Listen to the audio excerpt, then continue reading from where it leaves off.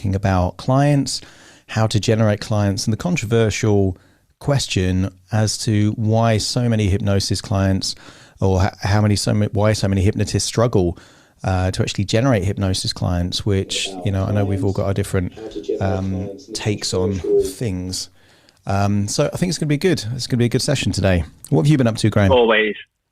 Today's just been one of them runarounds. As I was just saying before, my son's finishing year 6, so I've been assisting DJing at their little festival things. My daughter's been running around, clients, and now this. So it's been one of them busy weeks. But yeah, everything's been really good otherwise. Hello, Jessica. Hello, Rowan. Hello, Tony. Hello, Louise, Desiree, Irene, and Justin. Great to have you on board.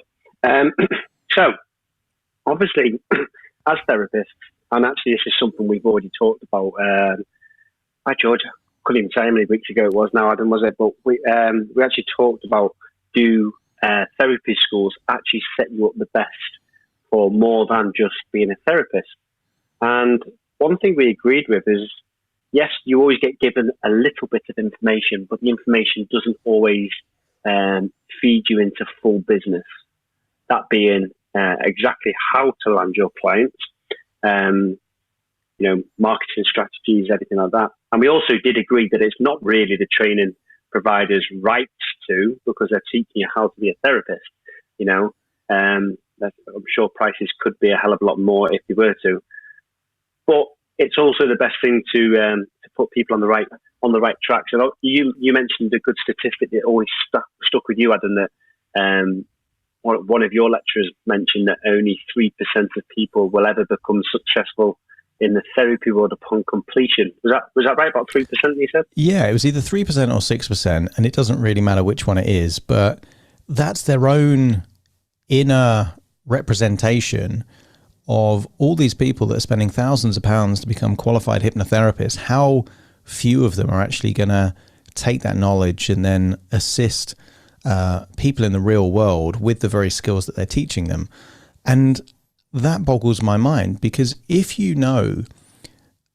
just in terms of my sales and marketing hat here, if you know that the product that you're selling is to train people on how to be hypnotists and hypnotherapists, and your own research from your alumni shows you that 97% of them are going to struggle to take those skills and monetize them and turn them into clients, why not offer them the very information they need following them learning how to be a hypnotherapist to actually learn, how to acquire clients and turn, the business of hypnotherapy. And I think it was Michael Gerber who wrote a book called The E-Myth, and he said that quite often the skills that attract people to become a business owner are the exact opposite skills required to run that business effectively. And I think he gave the example of a baker. So if you're an excellent baker, you've got this kind of desire to kind of make bread, an appreciation of the ingredients, you love the craftsmanship, but then the bakery grows and you're spending all your time working with suppliers and logistics and accounting and all this kind of things. And it takes you away from the very thing that attracted you to that industry. And my gut feel is that the majority of people that have a desire to be hypnotherapists probably don't have a desire to learn about marketing and branding and sales and all the very things that you would need to actually acquire the clients to then help people, which is what I think the primary motivation is for people to become hypnotherapists. That's my take on it. As always, we want your input. So if you have any thoughts as to either how you generate clients or why you think a lot of people in the hypnotherapy industry struggle to create clients, and maybe people that were really talented hypnotherapists but quit because they couldn't make enough money and see enough clients doing it, raise your hand. We'll get you up on stage. As always, it's good to get your feedback and input in this. Yeah, one of the big things with this is I'm a true believer that as much information you can get from training, and there's an absolute abundance of amazing training out there, it's like any trade really, you never truly start to learn your trade until you're implementing the skills that you've been taught. Whether that's a vehicle mechanic, which is one of my other trades, whether it's an IT consultant, whatever it is, you always get taught pretty much how to pass the exams, wherever that may be. Now, obviously, as a therapist, as we all know, whenever you're in a big training room, you're always going to get the best interest of everyone that's in there. So your hypnosis is very easy to achieve. Hypnosis is very easy to achieve anyway, but to be able to get it to that level as to where you can hit it every single time, then you need, that's what you need. You need to be able to test on different things. And in some cases, you need to be able to fail. You need to find that point of when you can fail to be able to learn, to be able to find what you did wrong. And I'm very lucky, like, you know, as we said many times, I did my street background, but I failed God knows how many times. It took me 4 years to hypnotize someone because I was just trying again. But I always looked at what I was doing wrong, and to the point when I did get it. Well, as I said a couple of weeks ago, I hypnotized someone, tried it again 2 seconds later, and I didn't hypnotize someone. So then I reverse engineered as to what I did into the best practice of what I could do. And then them demonstrations, that being able to get out there right at the very start and get the clients, got people talking and passing it on as well. Now, I'm sure you'll agree, Adam, the best form of getting clients is recommendations from other people. Clearly, at the moment with COVID and everything, some people may have fell short on that just due to the fact of some people don't like going online. Some people may not have had enough money because they've been on furlough. So clients may have dropped off the radar a little bit. What would you suggest people could potentially do in that sort of area to build up clientele from that? You know, you're very good at looking at leveraging things. Is it worth sharing old reviews or anything? Yeah, I mean, totally is. And I agree with you. You know, recommendations, word of mouth is by far the best form of marketing. And I think if we're looking at the, you know, two different skill sets, there's the skill of being a hypnotist, and there is an abundance of training on that. And you know, with Freddie in the audience there, you know, a very competent trainer in that area. And, you know, people like Mike Mandel, you know, some fantastic trainers out there. So there is that element of lots of training on hypnosis. And then you've got this whole separate industry that is about client generation.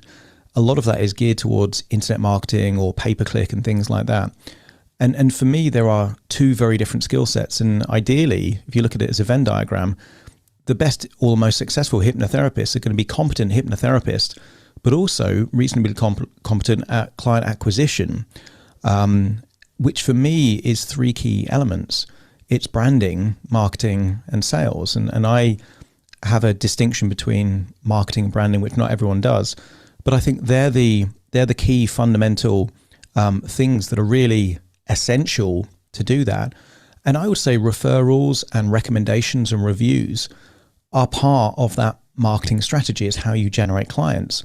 But I think it goes one step further than that, in the sense that I think most people are going to generate recommendations if they have a brand. And one of the key ingredients of a brand, I think, is what we discussed a couple of weeks back, which is about the importance of having a niche. Because if you don't have a niche, then it's very difficult for people to know when to recommend you and when not to recommend you. And I think that really helps. So, you know, I would say marketing, branding, and the dirty word of sales. You know, at some level, acquiring a client and getting them to pay is sales. And for a lot of people, they've got negative connotations about that, which mean it's an awkward thing when it really doesn't need to be. Jessica, we've got you up on stage here. Sorry, Graham, were you going to say something first? I was just going to quickly put, because you're such a big ball of brains, Adam, that, you know, you throw out things like Venn diagram, and I quickly had to shoot to Google. So anyone who's not too sure, the Venn diagrams are three circles creating this, or multiple circles that create the little bit in the center of exactly where you're going to fall. So I was thinking about it, so I thought just, if anyone else out there is thinking as well. Yeah, the shaded bit in between is the optimum bit, is all we need to know. Jessica, welcome up to the stage. Hello, thank you for having me up here. So my input is, being a relatively new to hypnotherapy, so I did study with Freddie and Anthony as part of the Jacqueline Hypnosis Academy. I only began my training about a year ago now, so I qualified in December, and I have been working with clients.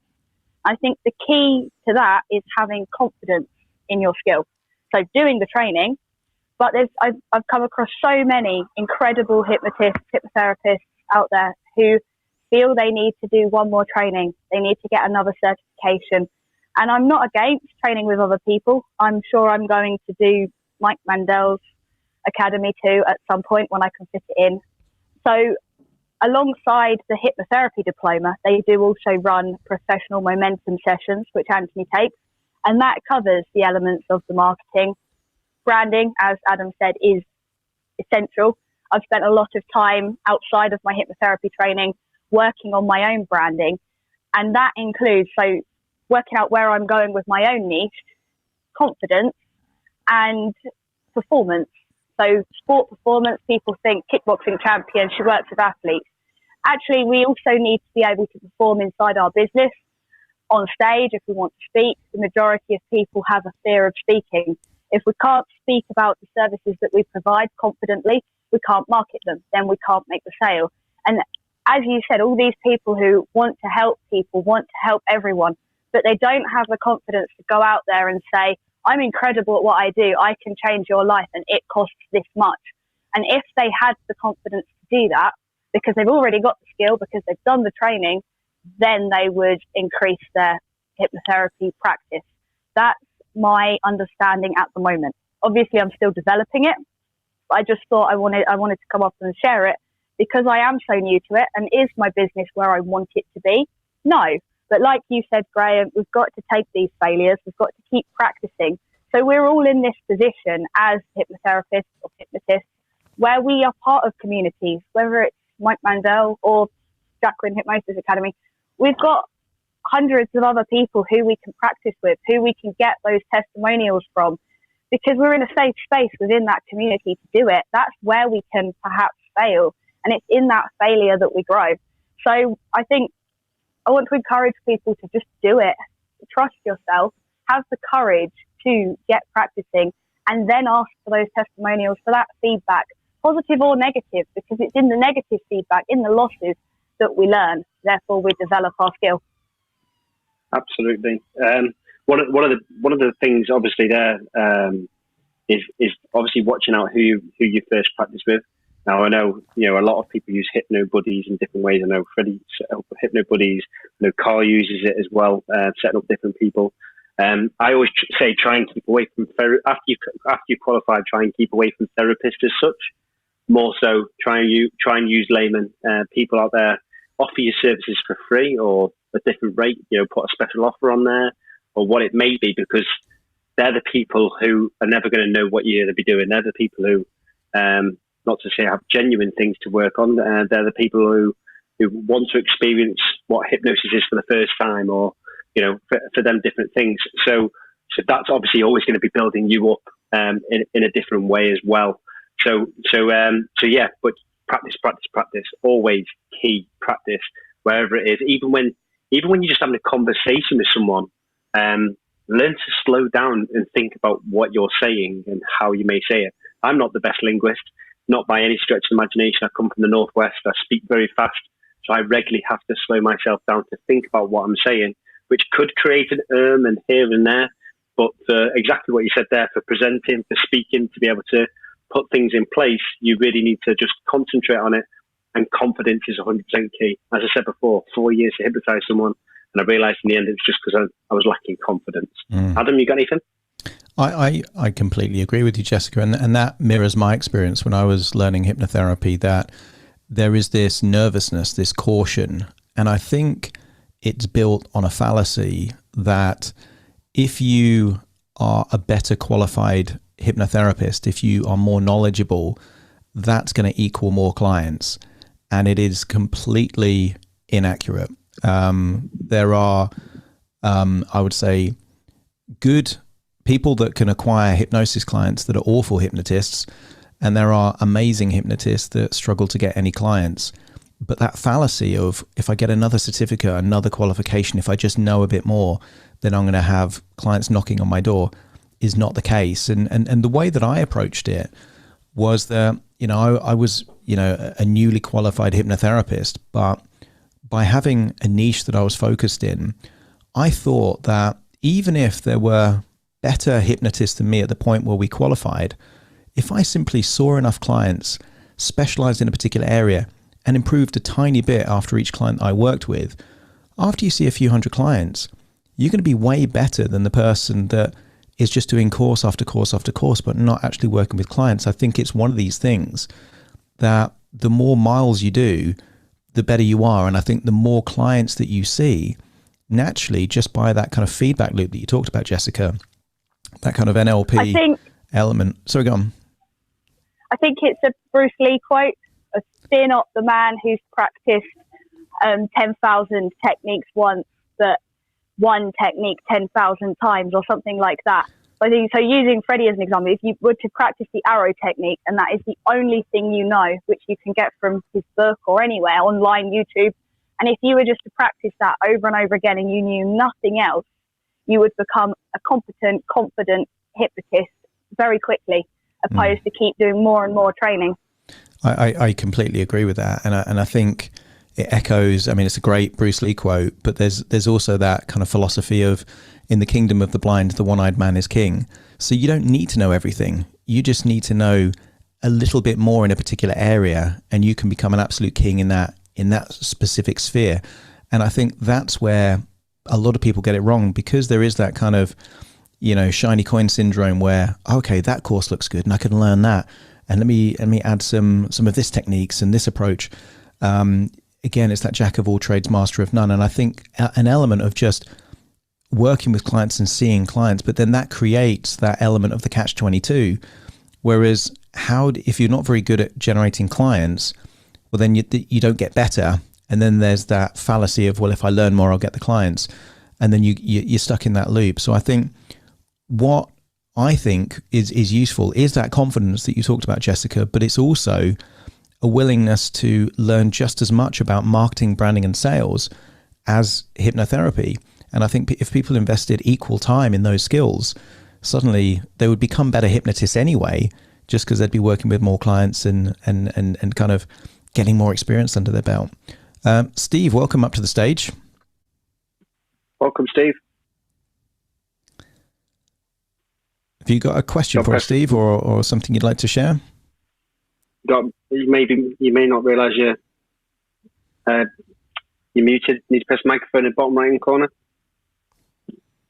Sorry, I was trying to press the one on my icon. Don't worry. Good evening. Just picking up on a couple of things. I think the point that Jessica made about confidence, that is a large part of it. One thing which I've picked up from Carl Smith recently is a principle that we have to be business people first, marketers second, and hypnotists third. And a lot of people come into this business with wonderful romantic ideas about helping people, which is fantastic. That's what we are here to do. But that in and of itself isn't going to pay the bills. And then that's why so many people go out of this. We're the same as any other business that's out there. You've got to be able to understand how a business works, where your clients are going to come from, how things are going to run, the day-to-day running of things. Then you've got to understand how to go out and get clients, convert them into buying customers. And actually the hypnosis, I think, comes last. I'll never forget the first client I had.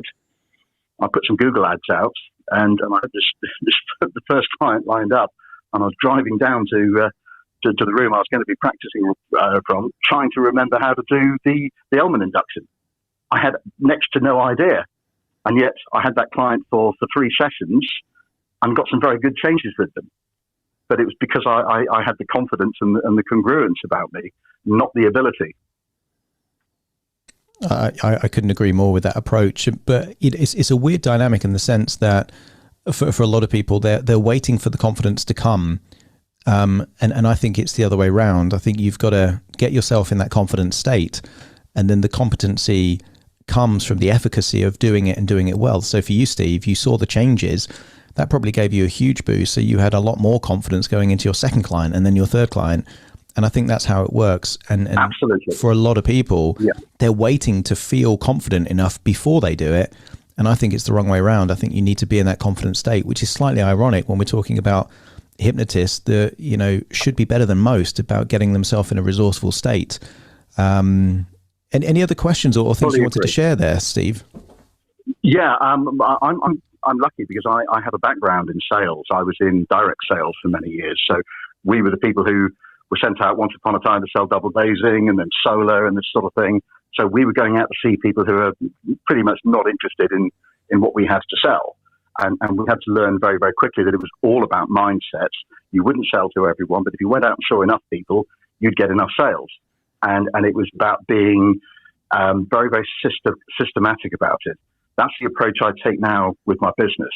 I mean, yes, I've got the business side of it sorted out. I know how much I need to spend primarily on Google advertising. I know how many clicks that leads to, how many inquiries that leads to, what my conversion ratio is, what my average client spend is, length of time they're going to spend with me and that sort of thing. But where I make the money is on the conversion. So somebody clicks on my adverts, reads something on the website, fills in the form, and then I instigate a conversation, book a Zoom call with them for like an induction session. I don't charge for that. And that's where I do the selling. And my website is woefully inadequate at the moment. I'm doing a new one because this starts at your website. Your website has got to start selling for you. So that's even before the client picked up the phone or bashed out an email to you. They've got to be picking up on what you are about and whether you're going to be a good match for them. Yeah, I agree with that, Steve, because I think in the same way that, when you first start, practicing hypnosis, you don't get everything quite right and those kind of things. Same thing with marketing and sales. I remember when I started doing Google ads, I just had a generic website, bought every keyword that I thought was vaguely relevant to the area, sent people to just a homepage, not a specific landing page, had no ability to acquire an email, didn't specialize enough in a particular thing. And I wasted about $2 or $3 grand. I call it that stupidity tax, just on learning what doesn't work. And then you figure out, actually, you need to have a systematic way. You need to map out whether you call it a funnel or a pipeline or some kind of journey that you're going to take them on so that they have a problem, they have a need, they're trying to solve it. What are they likely to put into Google or look for in order to solve that problem? How do you have the right kind of copy to make your site attractive so they want to click on it? And then how do you give them a reason to either book that call with you or request some information? And it's a process and it doesn't come straight away and you're not going to get it right first time, but that's not the goal. It's tiny improvements that mean that over time those conversion rates get better. And like you, Steve, I had a background in marketing and sales. So for me, becoming a hypnotherapist after 20 years of that kind of experience, that was a competitive advantage. If the majority of other hypnotherapists feel uncomfortable about sales, feel uncomfortable about their branding and their marketing, and that I think is an underestimated skill that is vital to have a thriving hypnotherapy practice. You need to be comfortable with the business skills and the marketing skills and the sales skills, which like any skill, it gets better with time. So really appreciate your input there, Steve. I couldn't agree more with thank you. Your kind of background and thoughts. Justin, welcome up to the stage. Hello all, hope you're keeping well. I was speaking to my missus there and you caught me completely off guard. First of all, I just want to say I've been really enjoying these episodes you've been putting on, so thank you for that and getting a lot for them. The observations I wanted to make about why so many therapists are struggling to find clients. My belief is that therapists and business owners, salespeople, are at different ends of the spectrum. So therapists tend to be pretty soft. We go into this work because we want to help people, we want to change their lives, we want to make them better. Whereas obviously as a business owner, a salesperson, the aim of the game is to extract money out of the other person's pocket and get it into your own. And I think therapists generally struggle with that by their very nature. And from my other job as a professional magician, I know some fantastic magicians, like amazing entertainers, but no one's heard of them. They sit there hoping that their clients will find them and just, they'll search for them and the gigs will land on their lap. Whereas I've seen some not so great magicians who are very good salespeople. They've got a good shiny website. They look the part and they're doing very well for themselves. So I think what therapists would benefit from is just learning how to run a business, how to generate leads, as Steve has said. In fact, Steve's echoed a lot of what I wanted to articulate. But things like generating leads, looking at the data, client acquisition, who are niching as well. This is another one. A lot of therapists, they join these hypnotherapist directories where they're one amongst hundreds of other hypnotherapists, and they just become a commodity. You should have people wanting you because you've got the solution to their problem. You can change their lives. And I think when you can differentiate yourself in the market and realize that, and not just become lost amongst every other therapist that's offering hypnotherapy as a generic term, then that's when your business will start to change. I completely agree. Yeah, I agree so much with that. I think there is an element of the one bit I would say there is, as someone that's been in business since I was 23 years old, I don't think all business people or all salespeople have that ruthless mentality of extracting money, getting it into their pocket. But I would say they're closer to that end of the spectrum. I think there are business owners that have integrity and they are looking for that win-win outcome where they can create value for their clients as well as benefit financially. But I do agree that even if that's just a perception of people that are attracted to hypnotherapy and they're thinking, well, business and sales is a bit of a dirty word, and the perception that it doesn't align with their values means that for them, there's already a conflict. There's already that kind of incongruency that, if by being a successful hypnotherapist, it means they got to compromise on their values, they're already, at odds with themselves.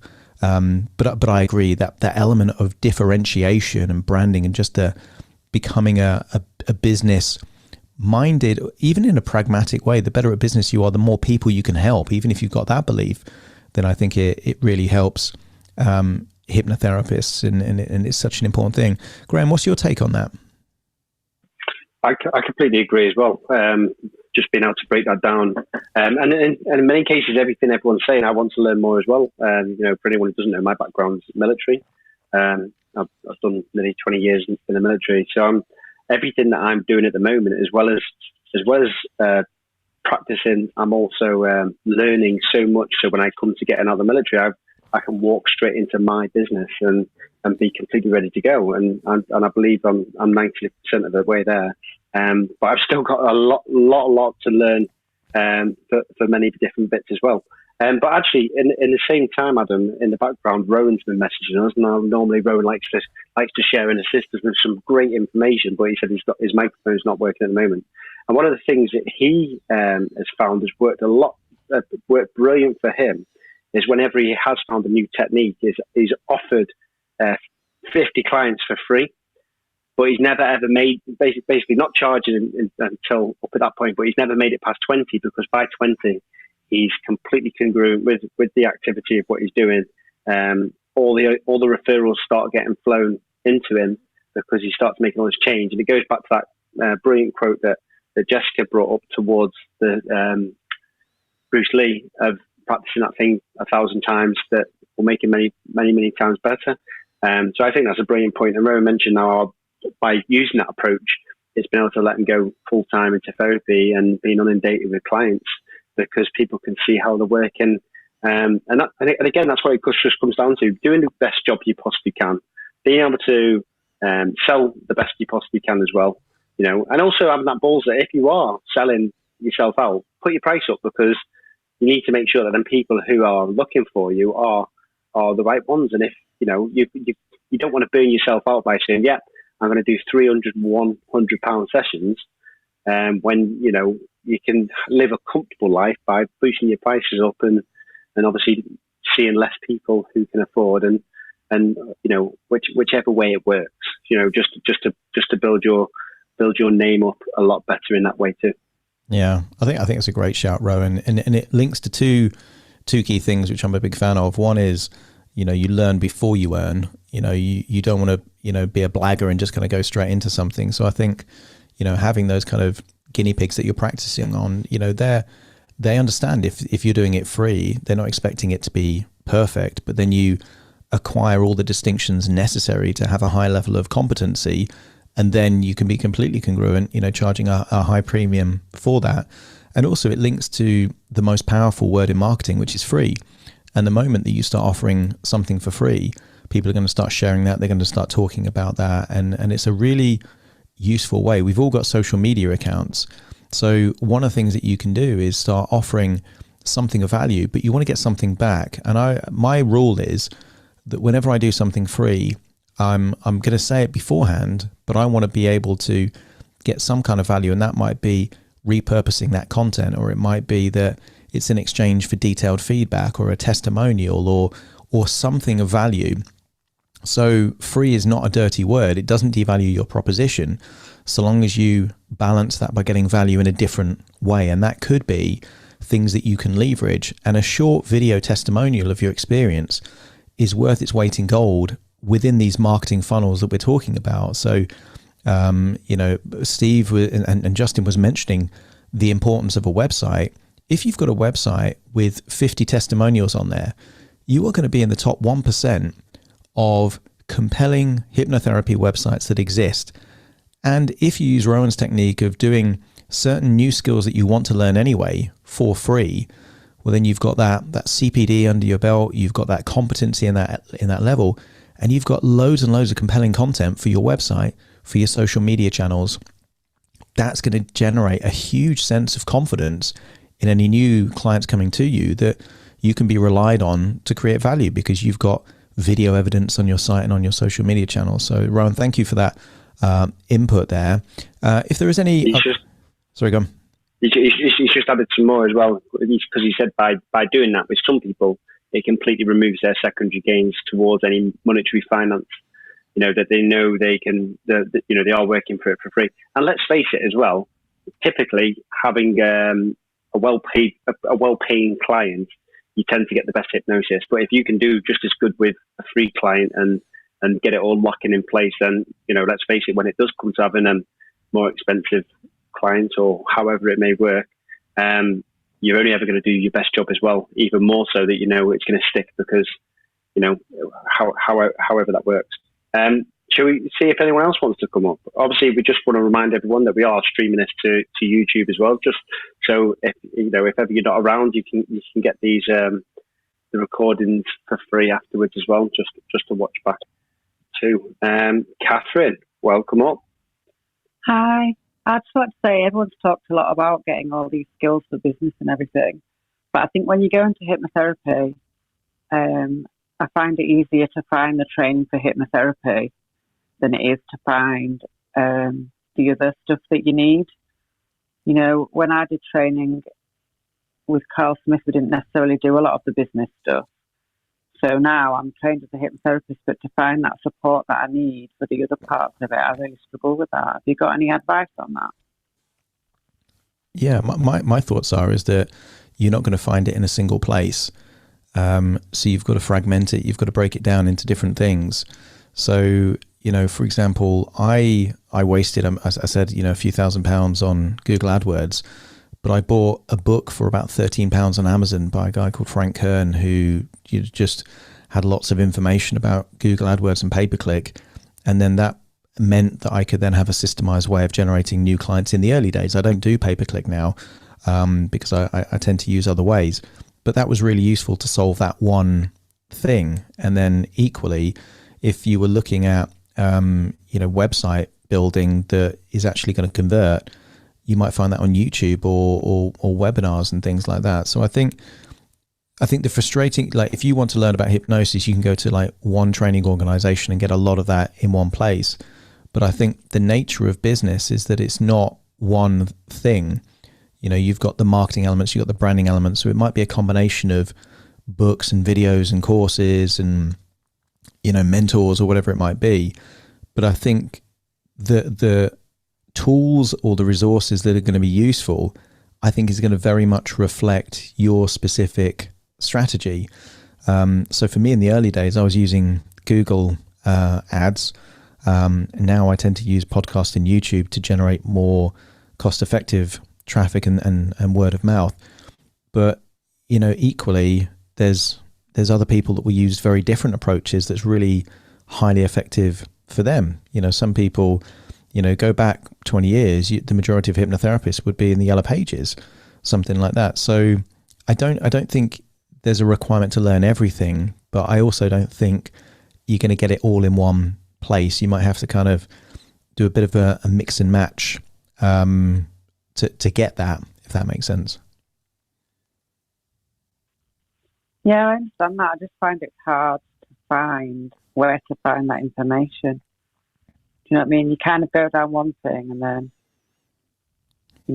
I feel like somebody needs to set up a school for hypnotherapists, but the business side of it, so that all the people that can hypnotize but can't run the businesses, It certainly seems like there's for somebody, isn't there? There is a market there for that, and I wish I had a bit more time to do that, because if there was a hypnotherapy business school that says, right, you already know hypnosis, but this is all the other bits that you don't know, I think that school would do very well, and I would certainly be an advocate of it, and I'd be happy to do courses alongside them, learn the bits I don't know, but also talk on bits that I do, like things like publicity and podcasts and things like that. But you're right, Catherine, that would be a very useful thing, and it clearly seems like there's a need for that, because there's too many hypnotherapists, and I think it's a tragedy, because every passionate, competent, enthusiastic hypnotist that doesn't know how to get clients means that there are thousands upon thousands of people out there not getting the help that they could get. And I think that's why it's such an important thing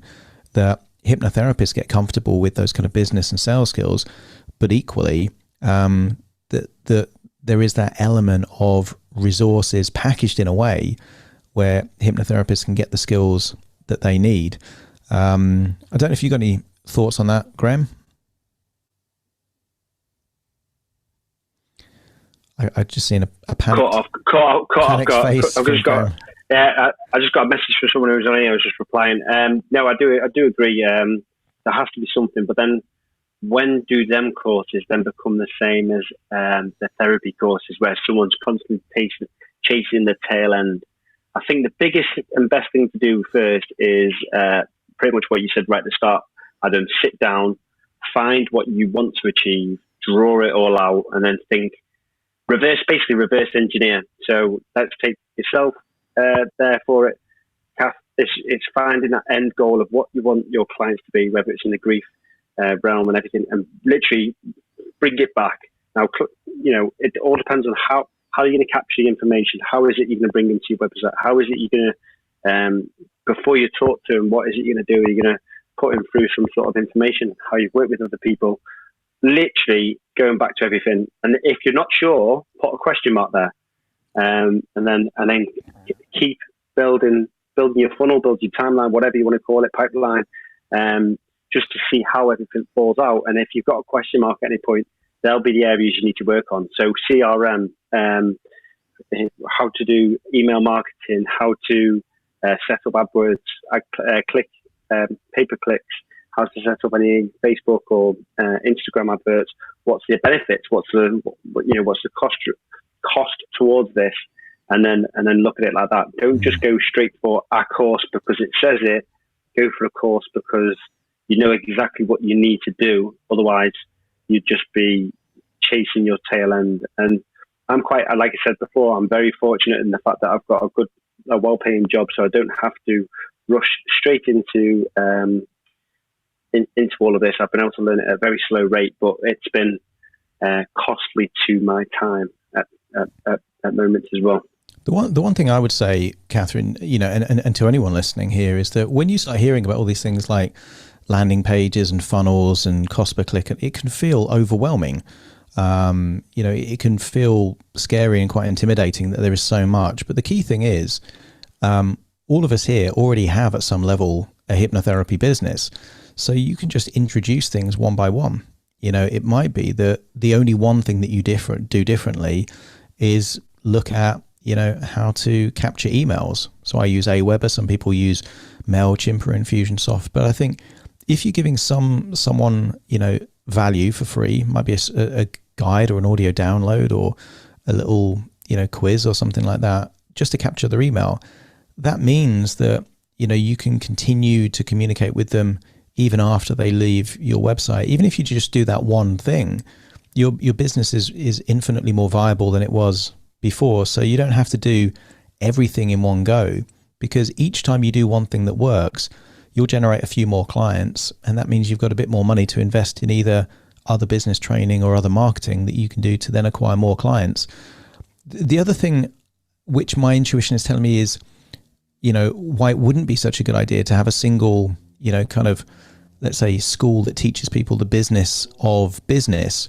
And that is that in business, you want to have a point of differentiation. So if everyone's marketing the same way, if everyone's, acquiring clients the same way, then by definition, anyone that does it slightly differently is going to have a competitive advantage in that arena. So it isn't always desirable to do what everyone else is doing. Sometimes you've got to find your way of, finding your audience. So for some people, it might be great to do demonstrations. Some people, I feel very comfortable on a microphone and do YouTube videos. For other people, that would be, it wouldn't be the right strategy for them because it wouldn't align with either where they feel comfortable or what they do. So I think, the beauty of it is that there's so many different ways that you can acquire clients. If you just find one or two that really work for you and master them in the same way that Jessica was saying, you might master the arrow technique or the swan technique. I see we've got Bob in the audience there as well. In the same way, you only have to find one really good marketing or sales technique that acquires clients. And if you do that, you don't have to do anything else. That could be enough for you to, fill your diary with plenty of clients. And that's enough. Also, if you're in the audience, what would be lovely to hear, and even if you're up on the panel already, what's working best for you? What technique or tool generates the majority of your clients? Is it pay-per-click? Is it Instagram? Is it sharing testimonials or reviews? What's working best for you? Steve, it seems like you've got a background in sales and business. What works best for you generating clients? Google Ads for me, without a doubt. The only problem with Google Ads is it's not linear scalable, in that if you spend twice the amount of, if you double your advertising spend, you won't get double the number of clicks or therefore sales from it. So Google Ads first and foremost, then recommendations. Most of my recommends come from the counselling and psychotherapy fraternity, whom I know quite a few of, and they put all the people over to me that they can't really handle. So, but I seem to be able to work with most of them. So yeah, that's where most of my business comes from. So I'd say 60% comes from Google Ads. Yeah, no, I think it's a great tool. Catherine, how do you get most of your clients? Well, where I live, it's still quite a lot word of mouth. It's quite a small place, and I think just being visible. A lot of people find, because I post regularly on Facebook and Instagram, people see us that way, and we do quite a few lives, and then people come to know who you are as people, don't they? Part of your brand or whatever.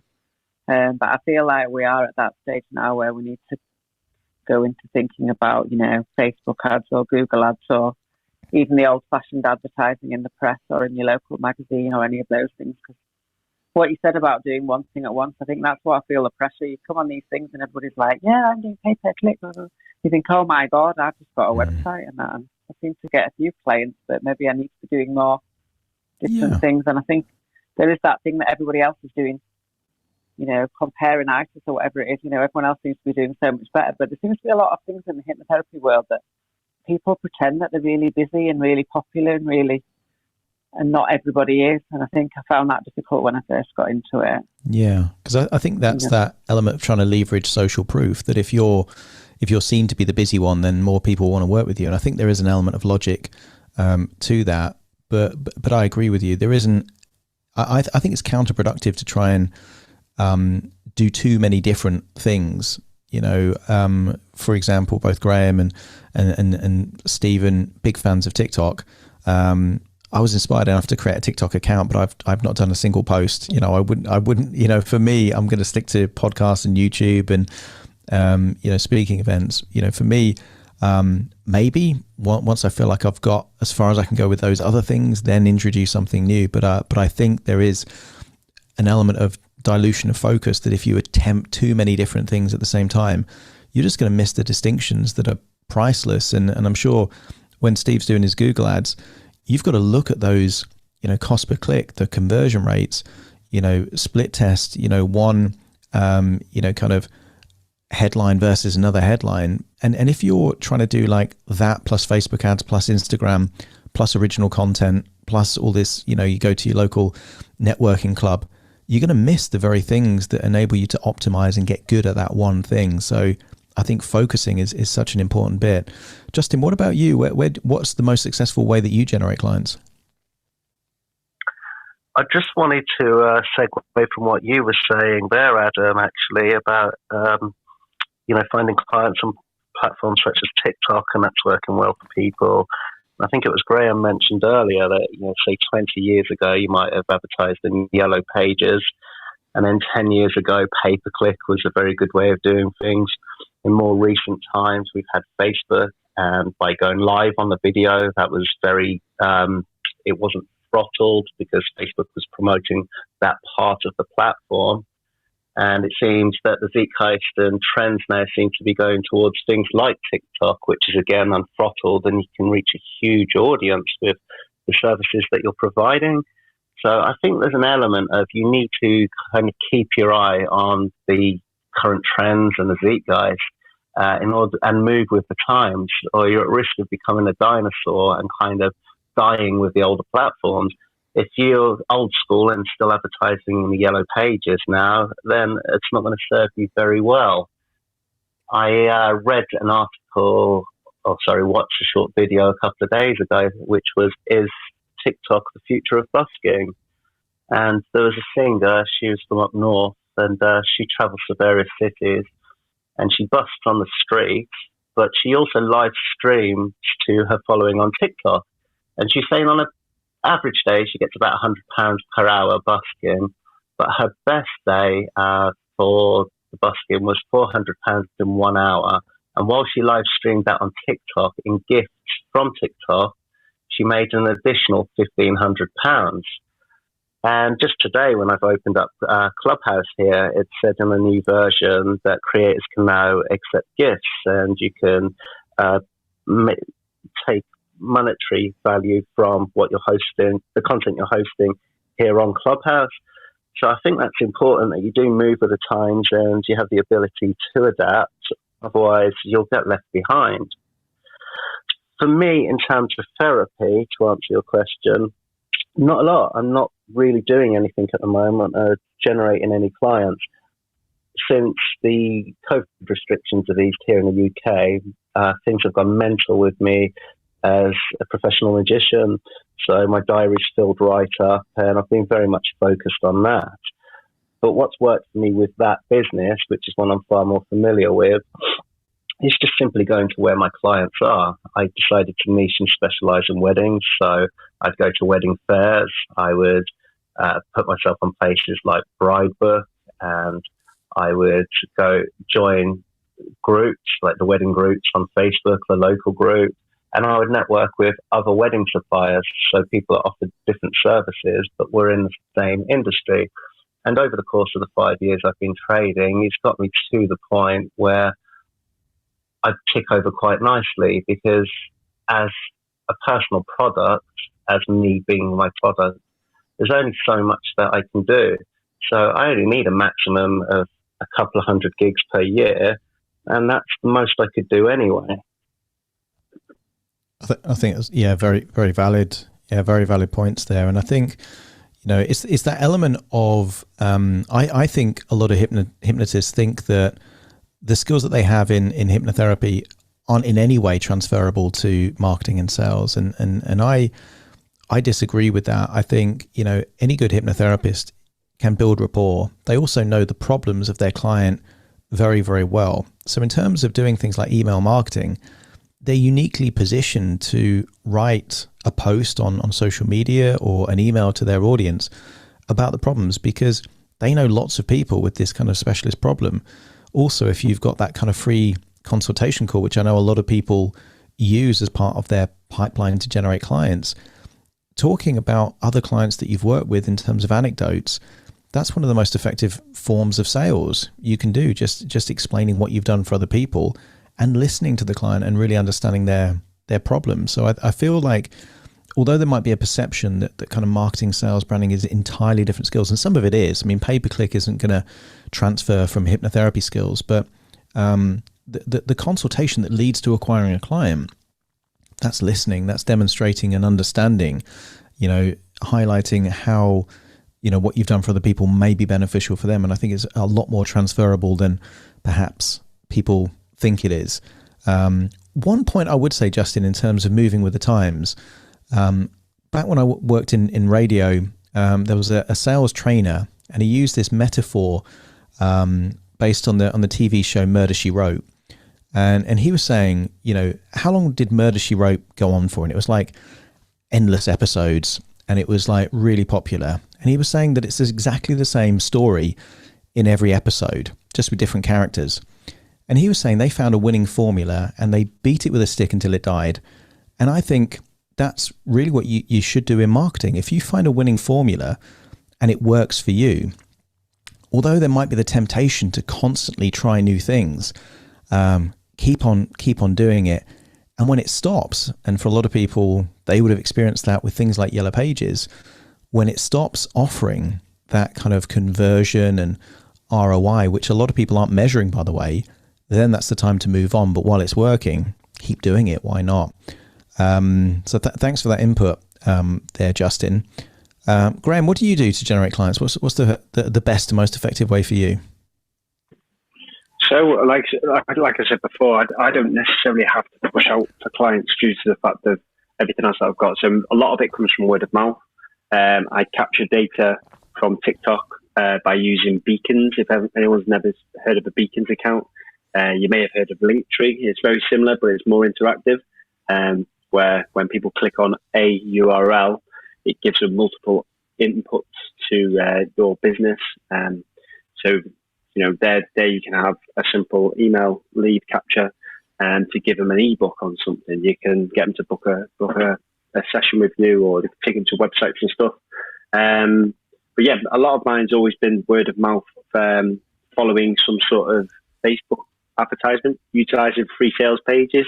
Just put a bit of copy together, put a picture, maybe put a small offer of something. You can always say it's 20% off, but your prices have just gone up by 20 quid or whatever. However it is you feel like you may work it, just to be able to get that clientele through the door talking to you, and then you work from there. When I very first started off, I offered, I don't know how many sessions it was for free.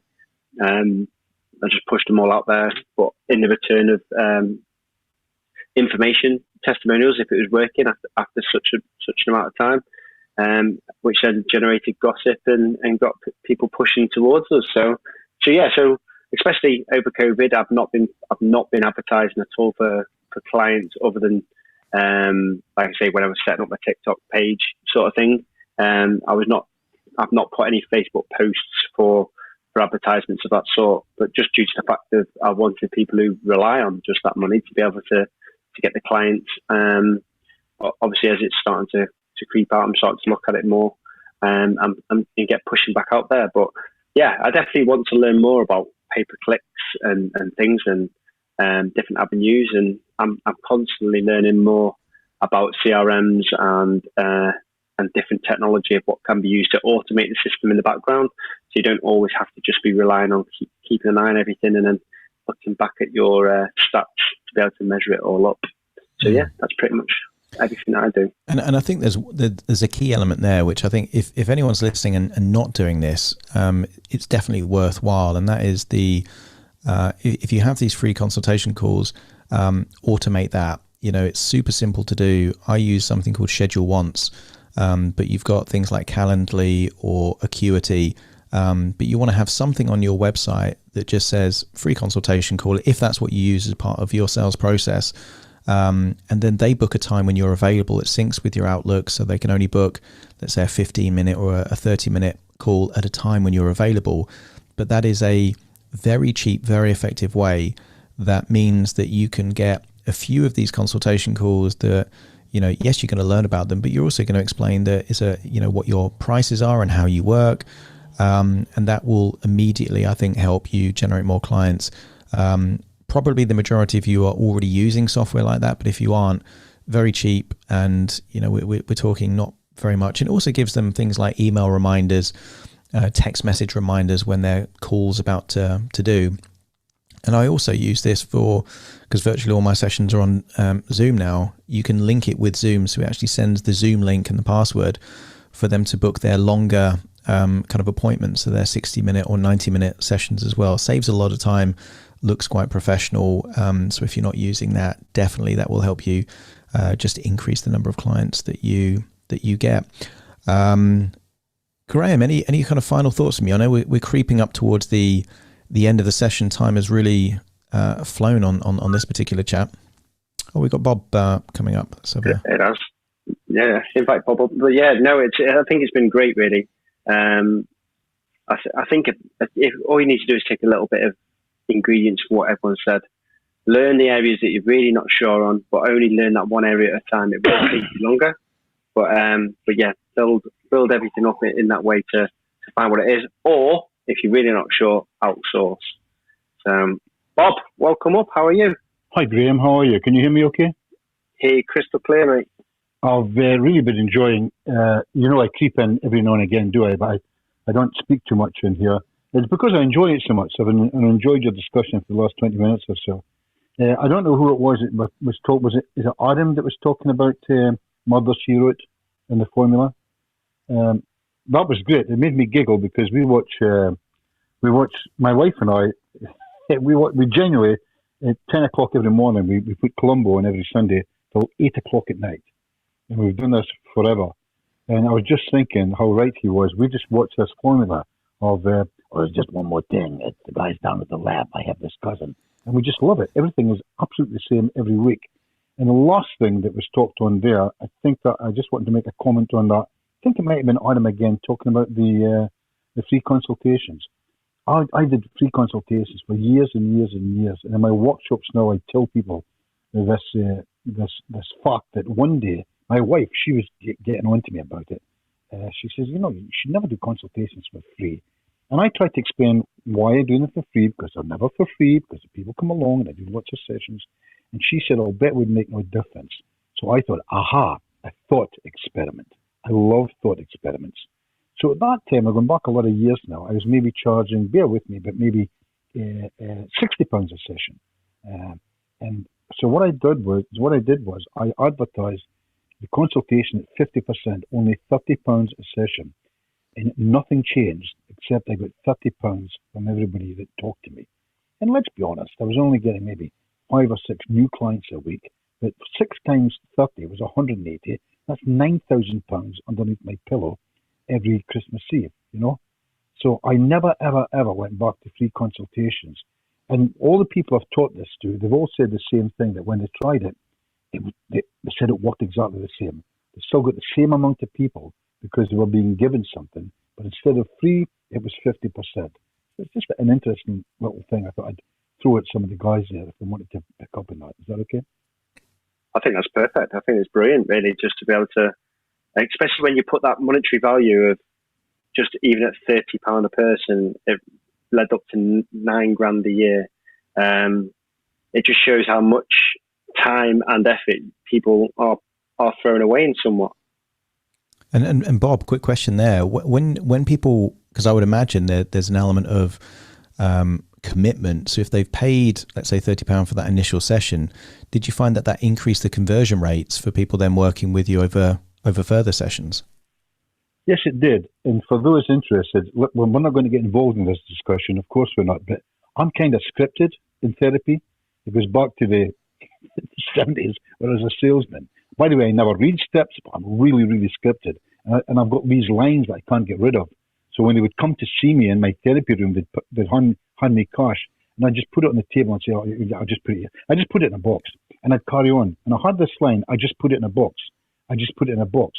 And they'd be thinking, what kind of a box? He keeps talking about this box. Is it a Red Cross box? I mean, what kind of a box? And of course, I never had a box. I've never had a box. But I had this line, I just put it in a box. And it seemed to help. It seemed to help the paying of the consultation. And I was and I've got another line. By the way, it's £30 back then at that time. It's £30 for a consultation. By the way, if I can't hypnotise you or feel I can help with you, I'll give you your money back. And I never, ever, ever give anybody their money back. Nobody asks for it. It's all these little lines that take us from A to B to C. Yeah, simple as that. Great stuff. Thanks for that, Bob.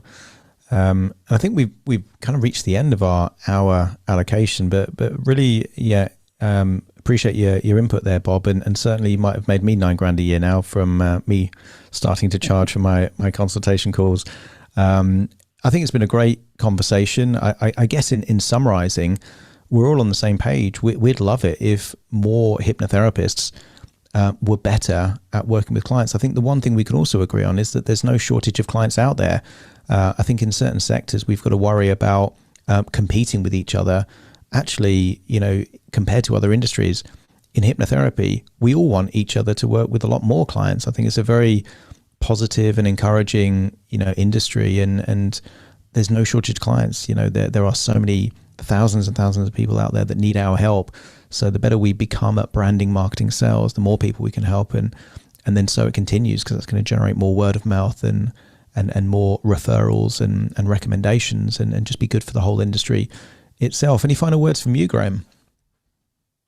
All I want to add is if you did miss any of this chat tonight and you want to recap on it, it will be on Adam Cox's YouTube page, because we've been live streaming as mentioned. If anyone in the audience has got any thoughts of subjects that to talk about, please just message either of us. You can either connect to us through Instagram or find us on Facebook. We'd like to know more things that maybe you'd like to share as well. As much as we enjoy doing these chats, having people to talk about, and Rowan's mentioned a brilliant conversation that we're going to bring forward in a few weeks' time.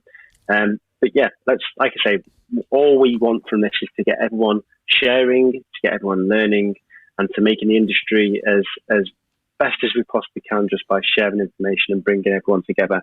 So everyone up in the audience who shared, especially that little bit right at the end, Bob, absolutely fantastic.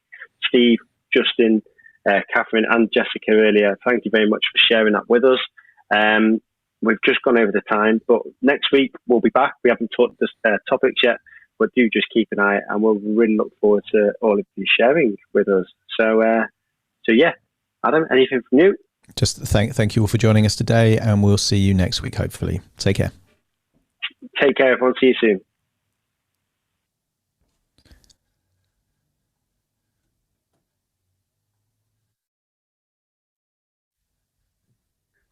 Boom. Change.